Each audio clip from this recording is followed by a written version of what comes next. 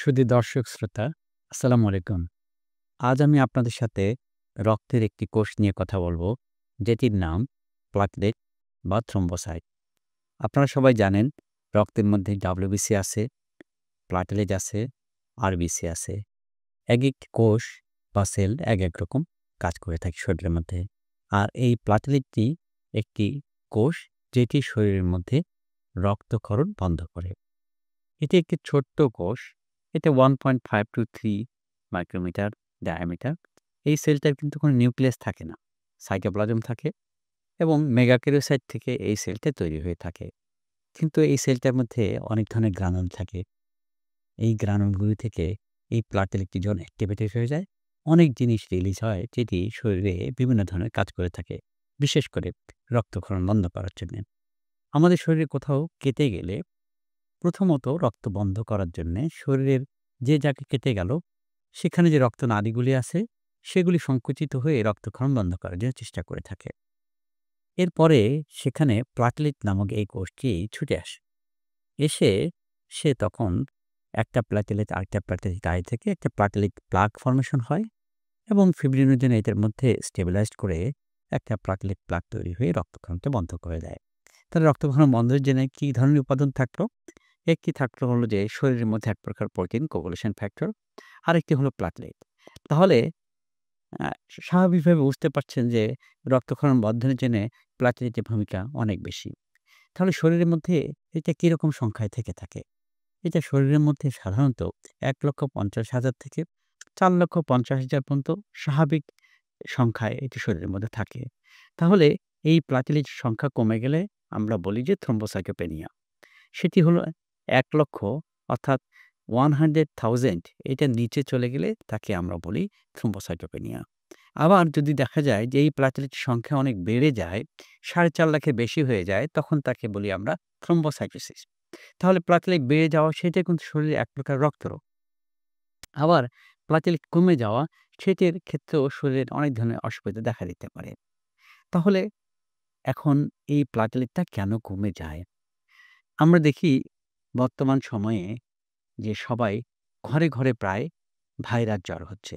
এই ভাইরাস জ্বরের কোনো জ্বর সেটি ডেঙ্গুর কারণে হয়ে থাকে। ডেঙ্গুতে আপনারা সবাই জানেন এবং আমরা জানি যে প্লাটলেটটা কমে যায়। প্লাটলেট সংখ্যায় কত কমে গেলে আমাদের জীবনের ঝুঁকি পর্যন্ত হতে পারে। যেমন আমি বললাম যে ১,০০,০০০ নিচে নেমে গেলে থ্রম্বোসাইটোপেনিয়া বলে।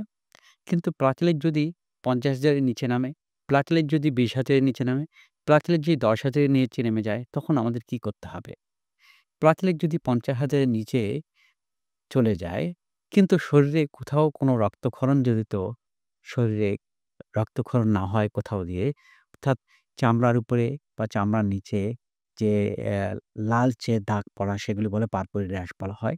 আবার অন্যান্য যে অন্যান্য বিভিন্ন জায়গায় রক্তক্ষরণজনিত বিভিন্ন ধরনের জিগাইমোসিস, পারপোরা এগুলি মেডিকেল টার্ম বলা হয়। এগুলি শরীরের মধ্যে দেখা দিলে তখন অথবা কোথাও দিয়ে যদি সরাসরি রক্তক্ষরণ হয়, তখন কিন্তু আমাদের প্লাটেলেট ট্রান্সফিউশন দিতে হয়। প্লাটেলেট যদি ৩০,০০০ এর নিচে নেমে যায়, তখন কিন্তু ব্লিডিং না থাকলে আমরা ট্রান্সফিউশন দেই না। ৫০,০০০ এর নিচে গেলে তখনও কিন্তু প্লাটেলেট ট্রান্সফিউশন দেই না। কিন্তু প্লাটেলেট সংখ্যা যদি ১০,০০০ এর নিচে নেমে যায়, তখন কিন্তু আমাদের চিন্তা করতে হবে যে অতি দ্রুত তাকে চিকিৎসকের পরামর্শ নিয়ে হসপিটালে ভর্তি করে তাকে প্রয়োজনে প্লাটেলেট ট্রান্সফিউশন দিতে হতে পারে।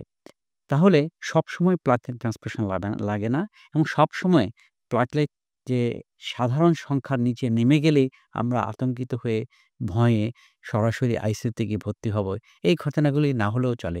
আমরা সবসময় বলি যে প্লাটেলেটের সংখ্যাটা নিরাপদ সংখ্যায় রাখতে হবে। নিরাপদ সংখ্যাটা কি? আমাদের এই যে প্লাটেলেট কমে যাওয়া, ভাইরাস জনিত কারণে প্লাটেলেট কমে যেতে পারে। কোনো ড্রাগসের জন্যে, রেডিয়েশনের জন্যে প্লাটেলেট কমে যেতে পারে। আবার রক্তের কোনো রোগ আছে, যেই রোগগুলিতেও প্লাটেলেট কমে যেতে পারে।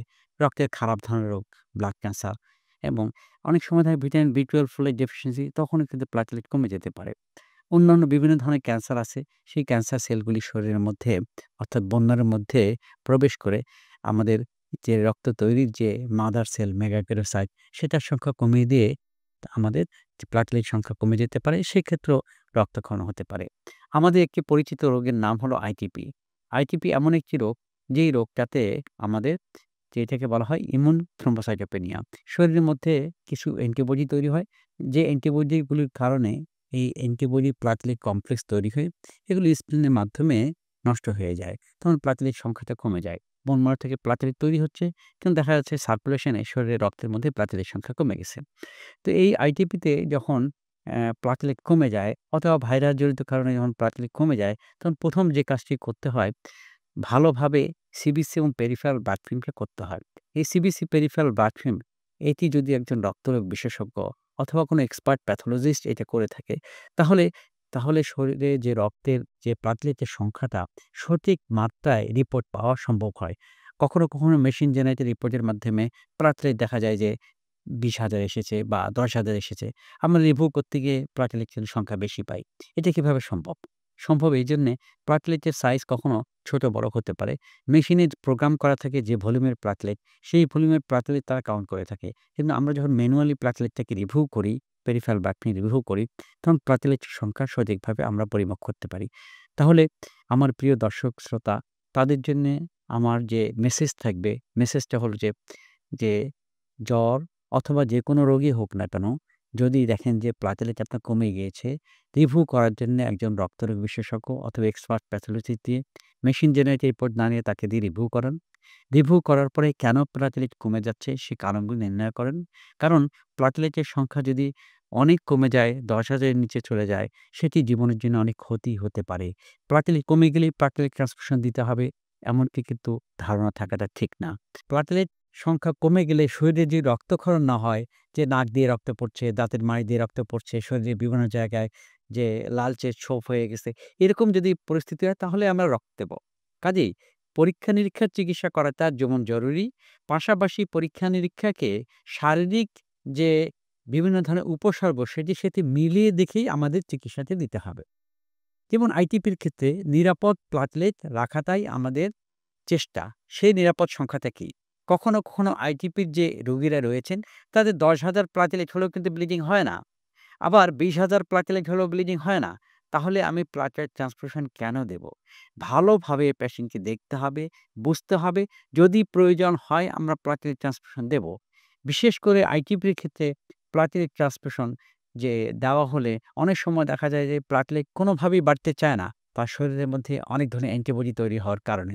কাজেই আইটিপির ক্ষেত্রে নিরাপদভাবে প্লাটেলেটের সংখ্যাটা রাখার জন্যই আমাদের চেষ্টা করি। কাজেই এই রোগে আক্রান্ত রোগীরা আপনারা অস্থির হবেন না। আপনাদের প্লাটেলেট কাউন্ট ২০,০০০, ৩০,০০০ হলেও কিন্তু ব্লিডিং হবে না। আরেকটি জিনিস যে প্লাটেলেট কমে গেলে রক্তক্ষরণ হয়। বিশেষ কিছু জায়গা আছে যেগুলিতে রক্তক্ষরণ হলে আমাদের জীবনে ঝুঁকি থাকে। বিশেষ করে যে মস্তিষ্কে রক্তক্ষরণ হয় এবং গলায় রক্তক্ষরণ হয়, পেটের মধ্যে রক্তক্ষরণ হয়, সেগুলি আমাদের অনেক সময় জীবনের ঝুঁকিরও কারণ হতে পারে। কাজেই পরীক্ষা-নিরীক্ষা সঠিকভাবে যেমন করতে হবে, পাশাপাশি শারীরিকভাবে ক্লিনিক্যালি পেশেন্টকে ভালোভাবে বুঝতে হবে, ভালোভাবে পরীক্ষা-নিরীক্ষা করতে হবে। পরীক্ষা-নিরীক্ষা এবং শারীরিক পরীক্ষা-নিরীক্ষা যে এই দুটোকে সমন্বয় করেই সঠিক সিদ্ধান্ত নেওয়াটাই আমাদের চিকিৎসকদের কাজ। প্লাটেলেট ট্রান্সফিউশন না দিয়েও যে কারণে প্লাটেলেট কমেছে, সে অসুখের যদি চিকিৎসা করি আমরা, তাহলে প্লাটেলেট কিন্তু আপনার বেড়ে যেতে পারে। আজকে এই পর্যন্তই থাকি। পরবর্তী আমাদের যে প্রোগ্রামটি করব আপনাদের সাথে আলোচনা করব, এটি নিয়ে আরো ব্যাপক আমরা আলোচনা করব। আপনারা ভালো থাকুন, সুস্থ থাকুন। আসসালামু আলাইকুম।